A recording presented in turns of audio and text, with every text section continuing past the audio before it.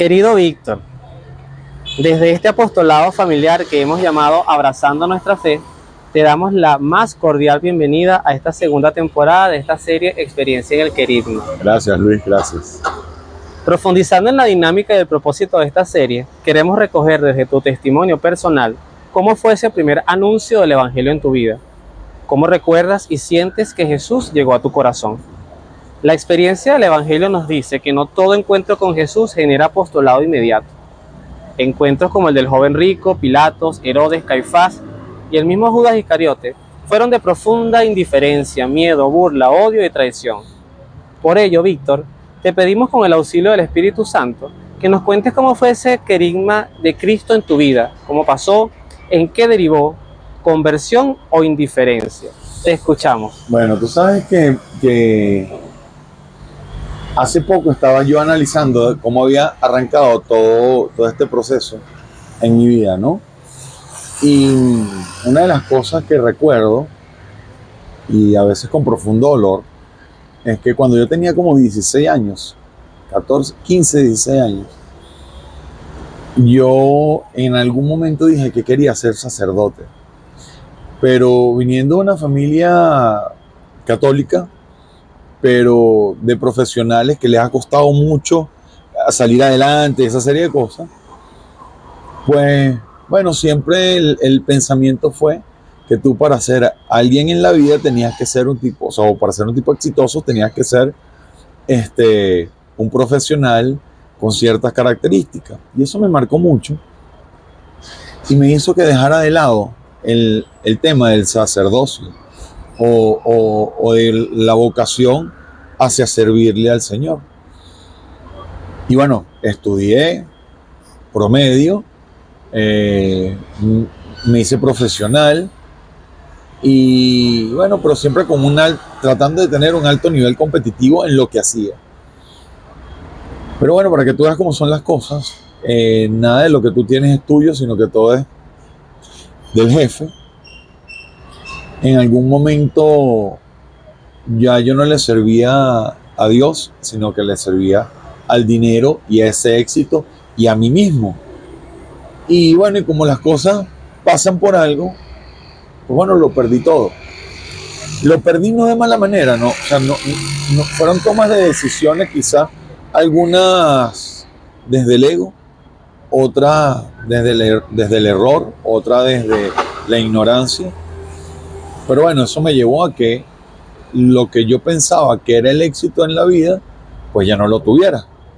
Dejé de tener dinero, dejé de tener la prosperidad que pensaba, dejé, bueno, muchísimas cosas. Entré en una profunda depresión y un amigo me invitó a que reconectáramos, habíamos estado muy alejados, a que reconectáramos como amigos, o sea, es decir, que nos encontráramos nuevamente porque nos habíamos inclusive hasta peleado. Y bueno, me llevó a conocer Canaima, el Jovento. Eso fue mi primera conexión con la creación en una segunda etapa de mi vida. Entonces fue una conexión con la creación. Regresando de eso, unos amigos con los que yo montaba bici durante la pandemia, pues bueno, en una diligencia que estábamos haciendo me los conseguí. Y ellos les dije, oye, que fue Canaima, que es espectacular y tal. Y me dijeron, nosotros vamos a subir el Pico Humboldt en Mérida. Y yo le dije, bueno, yo me anoto, yo voy. Y fui y llegué, hice la cumbre. Y eso fue como la conexión con lo que yo podía hacer. Entonces ya yo tenía a la creación, a la tierra, lo material, la conexión conmigo como ser humano con las posibilidades que podía hacerlo. Pero me faltaba una espiritualidad que yo no sabía.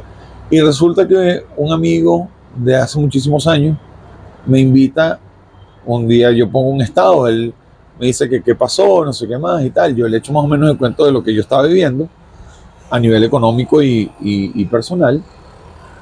Y él me invita a hacer el retiro de Emaús. Yo no sabía que era eso.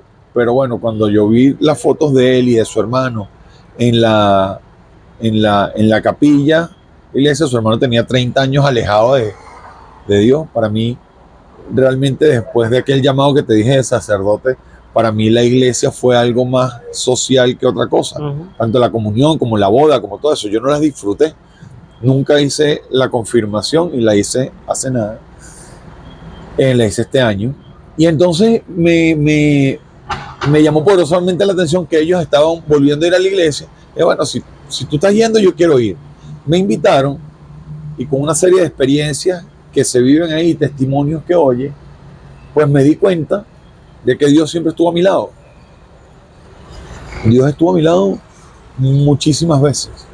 O sea, en los momentos más oscuros, más tristes, donde tenía hambre, donde tenía sed, yo no lo veía, pero Él estaba ahí. Él estaba en un hermano que me invitó a un plato de comida, un hermano que me invitó a tomar en su casa, el hermano que me dejó quedarme en su casa a dormir esa noche porque tenía frío. Y eso no lo ves sino hasta que tienes una experiencia realmente vivida con Él. Y cuando tú lo vives es cuando tú te das cuenta de que son tus hermanos, es tu prójimo, es Dios. Tú siempre estás esperando que venga así un ser del cielo y se aparezca y tal. Y no nos damos cuenta que día a día está Jesús a tu lado.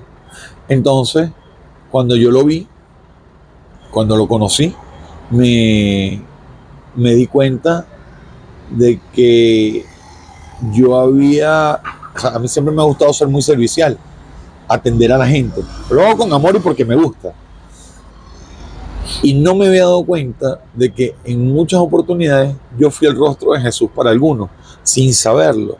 Pero cuando tú abres los ojos, no los puedes volver a cerrar. Tú te puedes hacer el loco, tú puedes volver por un lado y decir, esto no está pasando. Pero no los puedes volver a cerrar. Y aunque yo pensé que después de mi retiro y de la experiencia, a lo mejor yo me alejaba, resulta que Dios te puede hacer perder la cabeza, pero en un segundo. Y te tienes que entregar a Él. Te tienes que entregar a Él y no verlo con indiferencia, sino saber que a lo mejor esa persona que está ahí, parada en una esquina, pidiendo, no está pidiendo porque simplemente sea flojo o vago o la cantidad de condiciones que tú puedes poner desde tu humanidad, sino que es la oportunidad que Dios te está poniendo para que tú trates de acercarte más a Él, porque donde tú ayudaste, le diste de comer al que tenía frío, le diste de comer al que tenía hambre, le diste, arropaste al que tenía frío, y en eso estás, tú lo estás haciendo con Él, porque todos somos creaciones de Él y todos somos hijos de Él. Entonces yo no puedo decir que se me hizo indiferente, más bien me hace perder, a veces me hace perderla porque quiero estar más involucrado. El día a día no te lo permite, pero tienes que darte cuenta que el servicio es todos los días. El servicio es todos los días. En tu casa es cuando bendices a tu pareja, es cuando bendices a tus hijos, es cuando bendices a tus amigos, cuando le dices te amo, hermano, estoy aquí contigo, cuando das una llamada. Nada es casual, todos son diosidencias de Dios te está poniendo para que tú seas ese rostro de Él en ese momento. Y la gente creerá que bueno, que es un tema místico y es una cosa así toda loca y este se volvió, y es todo lo contrario, es aprender a vivir el día a día, porque se nos pasan los días tratando de hacer dinero y de tener cosas que no las vas a poder disfrutar y que nada de eso te lo vas a llevar. Entonces, ¿de qué te sirve tenerlo todo aquí en la tierra si por tenerlo todo en la tierra estás perdiendo la eternidad? Ese pedacito que una vez oí a un gran amigo decir que Jesús no fue a preparar una parcelita allá en el cielo, entonces que si uno no hace lo posible acá por ocuparla, ¿qué pasa con esa parcela? Se queda vacía. Se queda vacía. Entonces tienes que hacer día a día todo lo posible por tratar de llegar allá. A lo mejor no lo haces, pero ¿y si lo haces? Qué felicidad encontrarte con todos aquellos que tú amas allá. O sea, qué felicidad poder estar abrazado por Dios y llegar y saber que su promesa es real. O sea, que de verdad te estuvo viendo, estuvo esperando por ti y tú lo hiciste bien. O sea, que cuando tú llegas allá no tienes que preguntarle qué hice mal, sino que él simplemente se pasa y dijo, te estaba esperando, lo hiciste bien, no necesitas más nada, no necesitas más nada. Entonces, la eternidad ganada con él y con los seres que tú amas, pues no hay nada en la tierra que lo pague. O sea, no puedo ser indiferente ante eso. Cada vez te vuelves más loco, apasionado, quieres hacerlo. Tienes que tener cuidado, obviamente, no descuidar las bendiciones que Él te da acá. Hijos, casa, las cosas que Él te permite que tú las administres. Pero no lo puedes olvidar, no puedes dejarlo de lado. O sea, el plato de comida que te comiste esta mañana, o sea, eso no es más que una bendición. Despertar, abrir los ojos en la mañana, respirar, eso es una bendición. Porque hay muchos que no lo hacen. Hay muchos que no saben ni siquiera si este es el último respiro que tienen. Entonces, por ahí van las cosas. Por ahí van las cosas. Eso fue mi encuentro con él. Qué bueno, Víctor. Bueno, habiendo escuchado tu testimonio, mi mente me recordó, no te voy a negar que me venían muchos personajes al momento, pero me quiero quedar con el rey David. Y te voy a explicar por qué. Este personaje, al igual que tú, tiene una transición entre, primero, la humildad de ser pastor, un niño muy inocente, un joven muy inocente que ni siquiera dentro de su familia, dentro de todos sus hermanos, cuando el profeta Samuel buscaba un rey para Israel, su papá en el último que pensó fue en él. Pero este niño ya tenía una relación con Dios y esa relación era de pastor, y qué importante que nuestro Señor también se le llame el buen pastor, y David era pastor de origen. Luego a David le toca el reinado, y ese reinado también lo llevó a él por transitar, como lo explicabas en tu testimonio, entre las cosas del mundo y las cosas de Dios. Y a veces las cosas del mundo sin duda nos hacen tropezar durísimo. David no tuvo muchos pecados complicados en su vida, pecados de poder, pecados de homicidio, porque él mandó a matar a la esposa de una mujer que se llamaba al esposo de Betsabé para él poder estar con ella. El mismo pecado a veces también de la carnalidad, de la imposición, también vivió la traición. Pero a pesar de que David en cierta forma sucumbió en un momento crítico, tú hablabas de una figura de amigo o de amigos, él tuvo un profeta que se llamó Natán, que un momento llega a su vida, lo hace aterrizar sobre hacia dónde iba, quién era, y él logra corregirlo. Lo bello de la vida de David es que David no se queda en la arrogancia como por ejemplo en Saúl, que fue un rey que murió en desobediencia, sino que David transforma su vida, compone aquel salmo maravilloso que fue el Salmo 50, misericordia Señor porque pequé, contra ti solo pequé, y justamente deriva de toda esta reflexión, y al final David sigue siendo, hoy por hoy, una referencia de autoridad, el gran rey que recuerda el pueblo de Israel y que anhelaba tener, y no olvidemos que el mismo Jesús se le llamaba Hosana al hijo de David.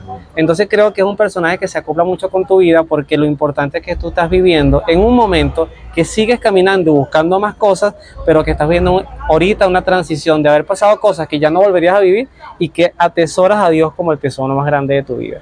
Entonces quiero que ese personaje sea el personaje de recuerdo de este episodio del encuentro con el Eric Brock, anclado al testimonio que nos acabas de regalar. Qué bonito, nunca me imaginé que va a hacer llorar, que ese iba a ser el personaje bíblico que iba a vivir. Bueno, nada, no, gracias Luis por este momento. Me movió. Ese es el Espíritu Santo, sin duda, que nos gracias, atrapa. me movió. Me movió porque además siempre digo, ya yo no soy eso.